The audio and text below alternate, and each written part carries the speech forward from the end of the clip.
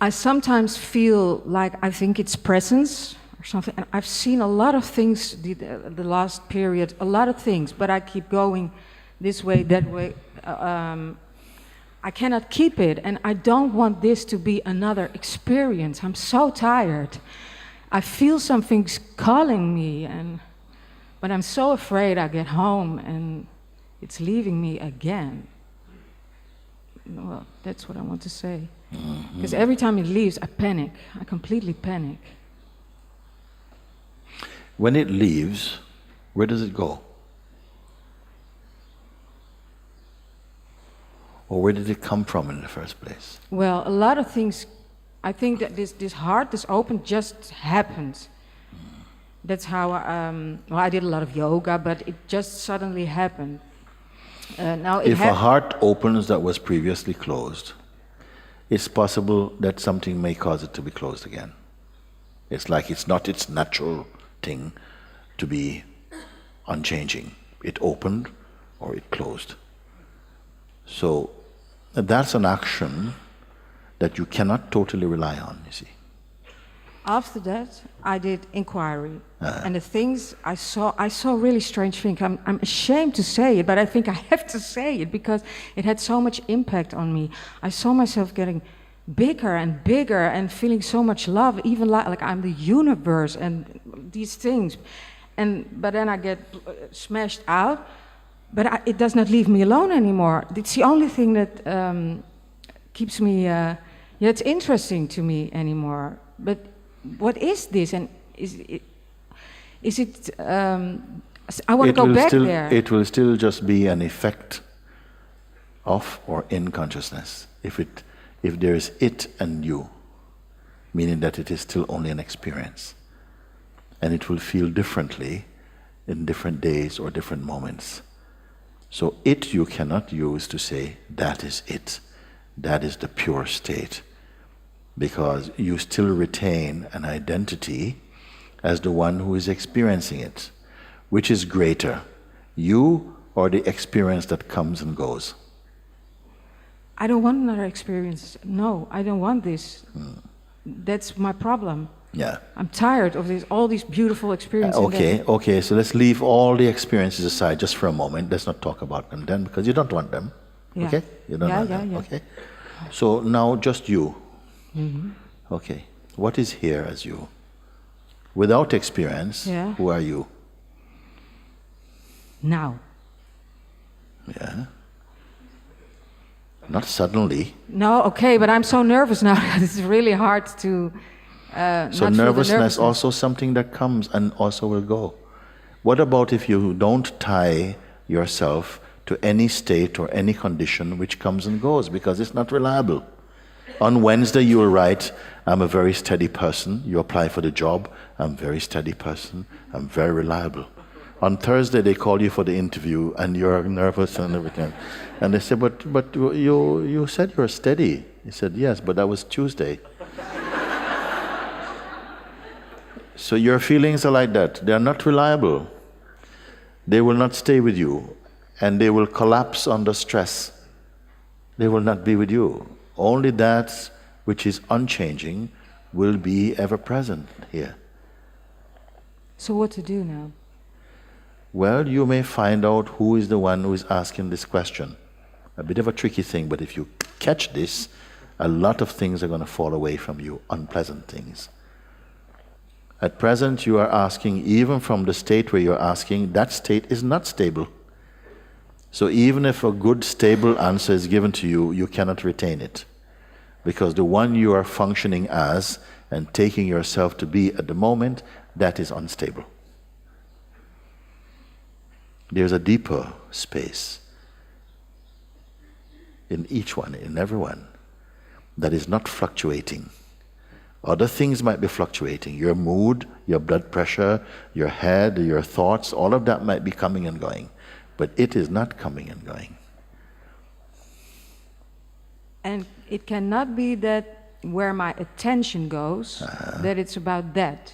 That's how it feels, because when I do No, this... because it itself is not attention. It's subtler than attention. It is aware of attention. Normally, attention is one of your very powerful tools, because wherever attention goes, whatever it touches, you're saying, that's my experience. It is very intimate thing. So even when the attention goes to the right or to the left, and if it's moving about, you say, I am restless. If it goes to the left, you say, oh yes, I'm going over there to the left. So you even christen it with your most intimate sense of self. You call it I. But even the attention is perceivable, because you're able to say, I am not able to keep my attention on this thing. So something is aware of the attention drifting, you see? Or my attention is not stable. What is that is aware of attention even? It's more subtle than attention. Attention does not define it or even describe it.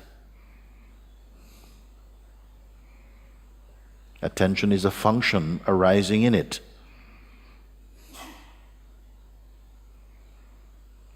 And can I say that these things that happened, why do they happen? I mean, do you understand? It feels like I want to go, of course I want to go back to feeling good. This I, you have not answered my question. Who is this I? Why should anyone take your I to be serious when you are not stable as I? You say one thing now, and in a short time your mood change, and you're speaking a different way. What is going to be reliable about this I? It is not as yet trustworthy. It is not stable. It is not firm. It fluctuates like your mood. But you identify with it. Who are you who are identifying with this position which you're presenting as yourself? I wonder if you follow. It feels very comfortable to be speaking from this place because you've done it before. You've combined yourself with your moods and feelings and thoughts, which are not stable. So you've come into a very unstable identity, you see? And you're referring and relating to that identity as yourself. And I'm not accepting that. That is not the self that I've come here to talk to. Because one day you'll be saying, hallelujah, and the next day you'll be saying, oh my God, and it's not stable. So this is a very, very important place to be right now. If you want to learn about you, where is your most truthful place? If you locate yourself merely in the realm of moods, you are not going very far. You're nowhere near your true state yet. You're still in the realm of fluctuation, like this, like that, like this, like that, unstable. That's not a blame. It is inevitable that it will feel like that because you are identifying with phenomenality. You're identifying with things which come and go.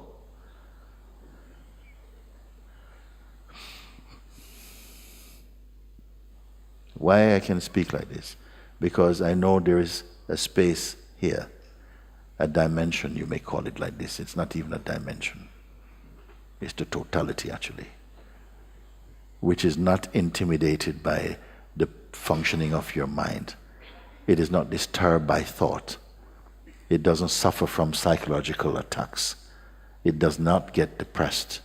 It does not want anything. It is not lacking anything. We are inescapably that, choicelessly that, unavoidably that, and yet at the same time, you're not aware of it. This is the great mystery. And satsang is the discovering room for this. So you want that.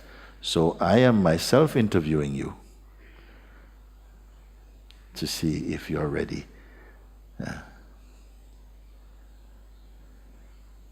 I don't know if I'm ready. I more feel like I'm sitting down again and just wait a few days and just listen again. Because now it's not like... Even as you speak, your words are untrue.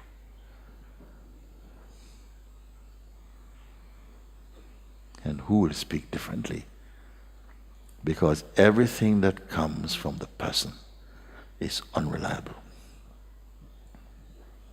Maybe you have not sussed it yet, you have not recognized, because, somehow you have not been looked at so closely. And maybe this is why we are so afraid to be really met. I am here to meet you. But it has to be you beyond you. Because at the level that you have been living and engaging with life and interacting and so on, it is not yet coming from the deep truth of yourself. And it is okay, because the ego is the world's currency. Everybody knows this currency. We all talk to each other. Yes, what you're going to do on Wednesday? Well, I'm going to do this and so on, as if you know. And, I am this, and this is the kind of type I am, and I'm a Christian, I'm a Muslim, I'm Hindu, and nonsense. You're not that. These are the costumes we wear, but who are you?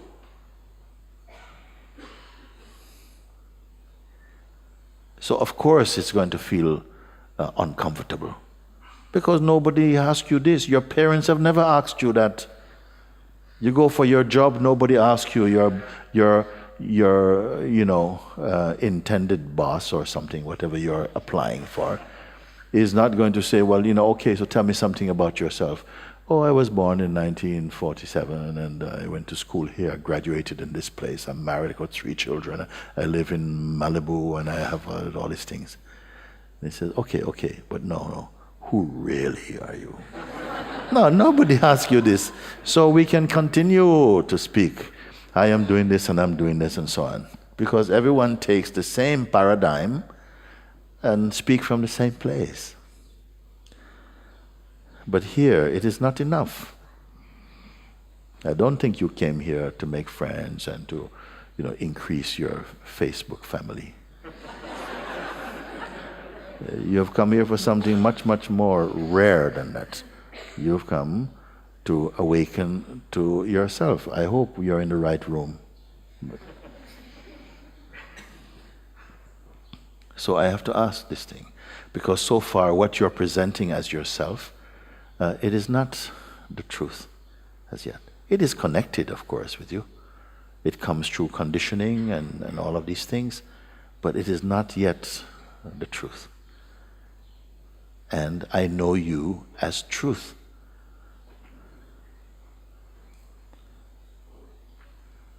I am not speaking to you as a person. I am not referring to you as a person. I speak to you as consciousness, conversing with consciousness, about consciousness. How are you relating with me? I feel like this and I feel like... Yeah, but feelings are not anything so special. They're not truths. It might be true that you feel like this, but it's not a truth.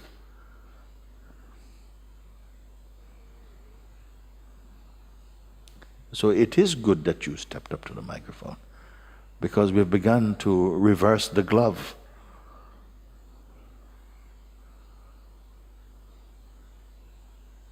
As it were. Reversing the glove.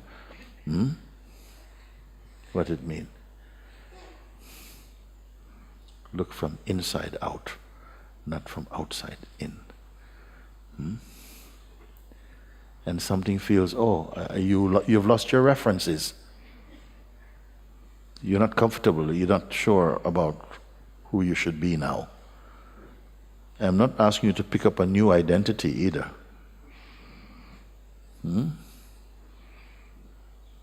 Could you possibly give a little chance to being without identity for a second or two? How would you speak if you had no identity? Well, of course, your mind is in trouble right now. You have no clue. It would mean, how would you relate as being? Well, being doesn't need to know how to relate. It's like walking. You go and walk. You don't say, left, move, right, now, left again, turn right. You don't do this. You just intend and it happens. It's the same in your beingness. You're just here. And you may say that the life is unfolding, but you're not especially entangled in that or looking to your actions and thoughts as a kind of report about who you are. Now, are you up for this? You see? Yeah, you have to be up for it. Otherwise, what? You've come here to just learn a few tricks or to learn something. I don't come here to teach anything. I don't regard myself as a teacher. I'm only pointing you out to something and show you that tremendous grace is with you to complete your seeing. And if you feel deeply confused, it might be one great step towards your own awakening.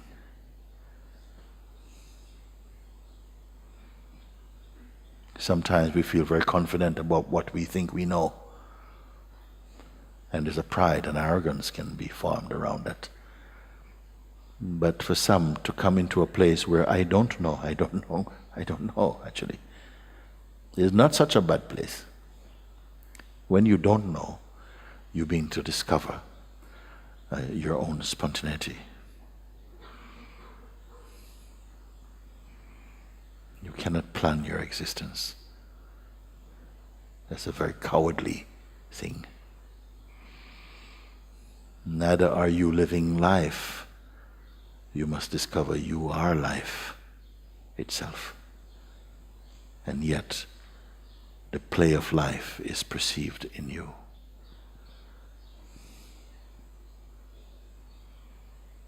So where do we go from now, ma'am?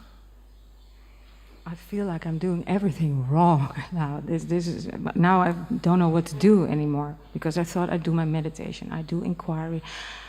You are who? You are who? Who is doing all these things? You are who exactly? I know this is an unusual question simply because you're not accustomed to hearing it. But I want to know, who are you precisely who are doing all these things? The doer of all these things is who? Is it the Lord Himself? Is it the mind? Is it merely the body?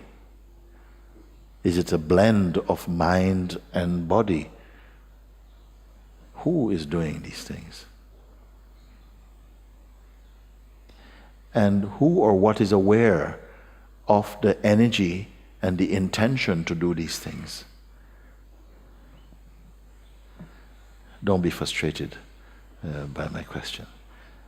But it needs to be asked, Otherwise you're moving blindly, imagining that you are doing all these things, knowing all these things, when in fact you don't know anything at all. We just have an idea of knowing something.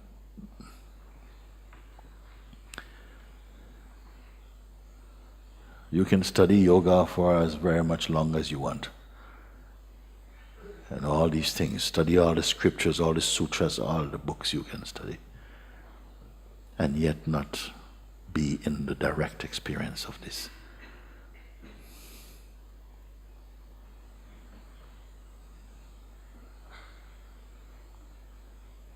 For one moment, leave everything you believe about yourself aside for just one moment. Can we try this before you sit down? I'll try. Are you open to this? Yeah, I want to. So. Yeah. So you leave everything aside just for a moment. Just don't engage with that.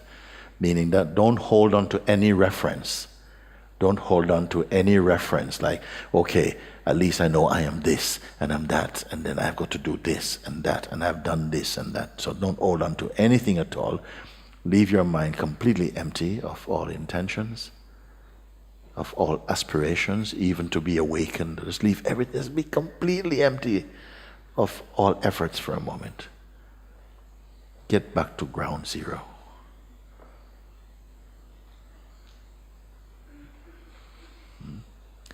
And don't be waiting for, okay, now what? Watch this, now what? This has been molesting you for a long time. Okay, I've done it. Okay, now what? So when is the next experience? When is my next fix? So watch this, now what? And don't touch it. And so don't touch any name, even your gender. I'm a woman, I'm so many years old, I studied this, I'm a mother. Leave all your labels aside. No labels, no tags.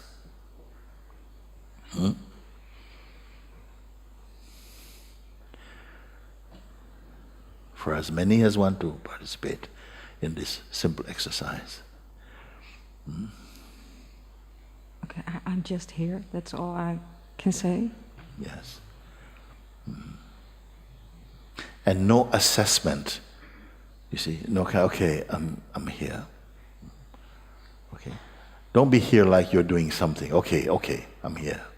Don't be here like you did anything, because you're not doing anything. In fact, perhaps for the first time, you're not doing anything.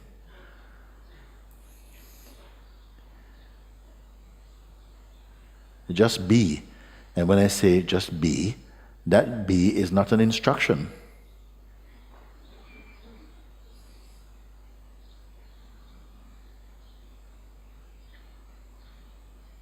If I ask you to simply be without identity, have I given you a task to do?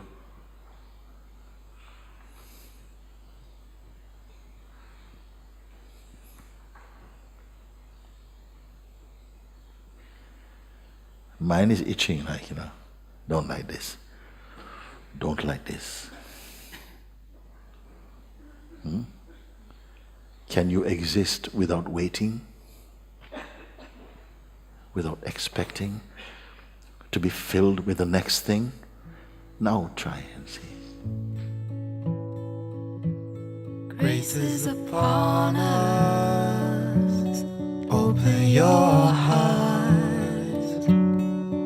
It is done. It is done. Oh, grace is upon us. Open your heart. This is love. This is love. Oh, this is love. This is love.